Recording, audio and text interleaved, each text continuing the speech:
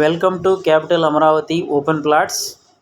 మీరు చూస్తున్నది గుంటూరు మంగళగిరి హైవే కాజా టోల్గేట్ దగ్గరలో ఉన్నటువంటి లొకేషన్.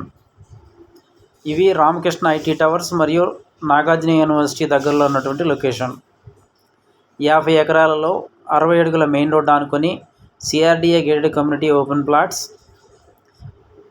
ఎల్పీ నెంబర్ వచ్చింది. డెవలప్మెంట్ జరుగుతూ ఉన్నది. స్పాట్ రిజిస్ట్రేషన్ మరియు బ్యాంక్ లోన్ సౌకర్యంతో గజం 25,000 రూపాయలు. Prime location, fast resale value వస్తుంది. మా వెంచర్ అనుకొని మినిస్టర్ పెమ్మసాని గారు 60 ఎకరాలు కొని ఉన్నారు. వాళ్ళు కూడా డెవలప్మెంట్ స్టార్ట్ చేశారు. వాళ్ళ వెంచర్లో ఇంటర్నేషనల్ స్కూల్ ఒకటి, విల్లాసు, అపార్ట్మెంట్స్ కట్టబోతున్నారు.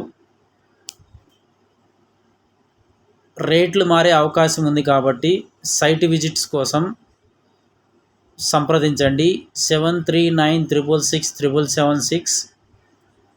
వెంచర్ దగ్గరలో ఉన్నటువంటి highlights: national highway 1 kilometre, Nagarjuna university 1 kilometre, Ramakrishna IT towers 1 kilometre, VVIT engineering మరియు స్కూల్స్ 2 కిలోమీటర్లు, నంబూరు రైల్వే స్టేషన్ 2 కిలోమీటర్లు, దశావతార వెంకటేశ్వర స్వామి టెంపుల్ 2 కిలోమీటర్లు, వెస్ట్ బైపాస్ 3 కిలోమీటర్లు, ఎన్ఆర్ఐ హాస్పిటల్ 5 కిలోమీటర్లు. ఎలక్ట్రానిక్ సిటీ, సాఫ్ట్వేర్ ఇండస్ట్రీగా డెవలప్ చెందుతున్నటువంటి క్యాపిటల్ అమరావతిలో ఉన్నటువంటి లొకేషన్ నిడమర్రు 5 కిలోమీటర్లు. Prime location.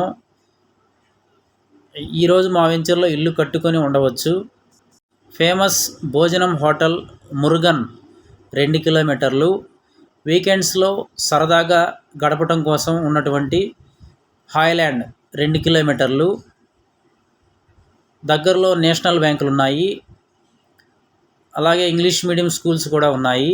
24 అవర్స్ ట్రాన్స్పోర్ట్ కలిగిన లొకేషను. త్వరలో రేట్లు పెరిగే అవకాశం ఉంది కాబట్టి ప్లాటు కొనుక్కోవాలనుకునే వాళ్ళకి ఇదే మంచి సమయం. పూర్తి వివరాలకు సైట్ విజిట్స్ కోసం సంప్రదించండి 7396667776. Thank you and grand welcome. మీరు ప్లాటు కొనుక్కునే ఉద్దేశం ఉంటే ముందు వచ్చి ఒకసారి వెంచర్ని చూడండి. రాజధాని అమరావతిలో మరో కీలక నిర్మాణానికి ముందడుగు పడింది. పరిపాలనా నగరంలో ప్రవాసాంధ్రుల ఐకానిక్ భవన నిర్మాణం మొదటి దశకు ఏపీ ఎన్ఆర్టీ సొసైటీ టెండర్లు పిలిచింది. టెండరు దాఖలుకు ఈ నెల 10వ తేదీ వరకు గడువిచ్చింది. అమరావతిలో జగన్ పక్కన పెట్టిన ఒక్కో కీలక ప్రాజెక్టు కూటమి ప్రభుత్వం అధికారంలోకి వచ్చాక పట్టాలెక్కుతోంది. ఎన్ఆర్టీ ఐకాన్ పేరుతో 5 ఎకరాల్లో నిర్మించే భారీ భవనానికి సంబంధించి ఫౌండేషన్ నిర్మాణానికి Andhra Pradesh non resident Telugu society APNRTS టెండర్లు పిలిచింది. పోడియంతో కలిపి 36 అంతస్తుల ఎన్ఆర్టీ ఐకాన్ భవనాన్ని 3 దశల్లో నిర్మిస్తారు. మొదటి దశలో నిర్మించే ఫౌండేషన్ కు ఇప్పుడు టెండర్లు పిలిచారు. తదుపరి బిల్డింగ్ సూపర్ స్ట్రక్చర్ కు, ఆ తరువాత బయటకు కనిపించే భాగానికి టెండర్లు పిలిచి నిర్మాణం చేపట్టనున్నారు. దాదాపు 600 కోట్ల అంచనా వ్యయంతో జంట టవర్లుగా దీన్ని నిర్మించనున్నారు. 2028 నాటికి పూర్తి చేయాలని లక్ష్యంగా పెట్టుకున్నారు. కేవలం ప్రవాసాంధ్రుల కోసం వారి నిధులతోనే ఈ భవనం నిర్మించనున్నారు. ఇందులో నివాస ప్లాట్లను, కార్యాలయ ప్రాంతాన్ని వారికే విక్రయిస్తారు. పార్కింగ్ కోసం 2 అంతస్తుల సెల్లార్, దానిపై 3 అంతస్తుల పోడియం ఉంటుంది. దానిపై 33 అంతస్తుల్లో భవనం నిర్మిస్తారు. 2 టవర్లలోనూ ఒక్కో దానిలో 29 అంతస్తులు ఉంటాయి. మొదటి టవర్లోని 29 అంతస్తుల్లో ఒక్కో అంతస్తుకు 2 చొప్పున రెసిడెన్షియల్ ప్లాట్లు ఉంటాయి. రెండో టవర్లో కార్యాలయాలు ఏర్పాటవుతాయి. ఈ కార్యాలయాల్లో ఏర్పాటయ్యే కంపెనీలతో 30,000 మందికి ప్రత్యక్షంగా, పరోక్షంగా ఉపాధి లభించే అవకాశం ఉంది. 2 టవర్లను కలుపుతూ పైన 4 అంతస్తులు నిర్మిస్తారు. దీన్ని పూర్తిగా వాణిజ్య అవసరాలకే కేటాయిస్తారు. 2 టవర్ల మధ్యలో ఏర్పాటు చేసే గ్లోబ్ ఈ భవనానికి ప్రత్యేక ఆకర్షణగా నిలవనుంది. అందులో కూర్చుంటే 360 డిగ్రీల్లో అమరావతి నగరం మొత్తాన్ని వీక్షించొచ్చు.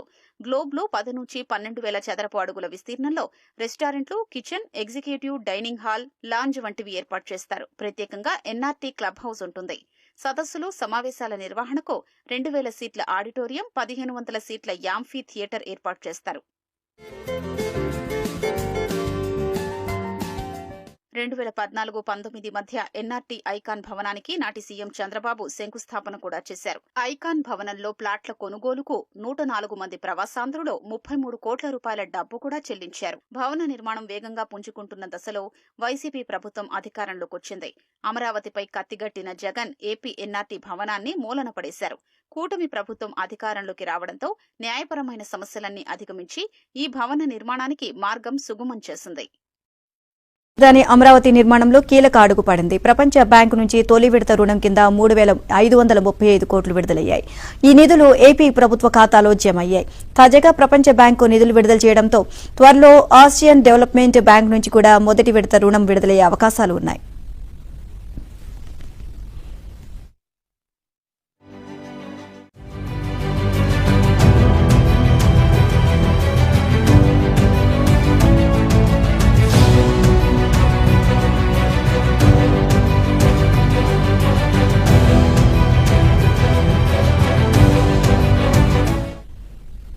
రాజధాని కోసం ప్రపంచ బ్యాంకు 6,700 కోట్లు, ఏడీబీ 6,700 కోట్లు కలిపి మొత్తం 13,600 కోట్లు అప్పుగా ఇస్తున్నాయి.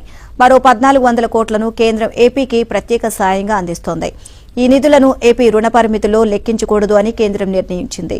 హడ్కో నుంచి 11,000 కోట్ల రుణ సమీకరణకు ప్రభుత్వం అన్ని ఏర్పాట్లు చేసింది. దానికి సంబంధించి అనుమతి లేఖ కూడా ఏపీకి వచ్చింది. అలాగే జర్మనీకి చెందిన ఆర్థిక సంస్థ నుంచి మరో 5,000 కోట్ల రుణాలు తీసుకునేందుకు ప్రయత్నాలు సాగుతున్నాయి.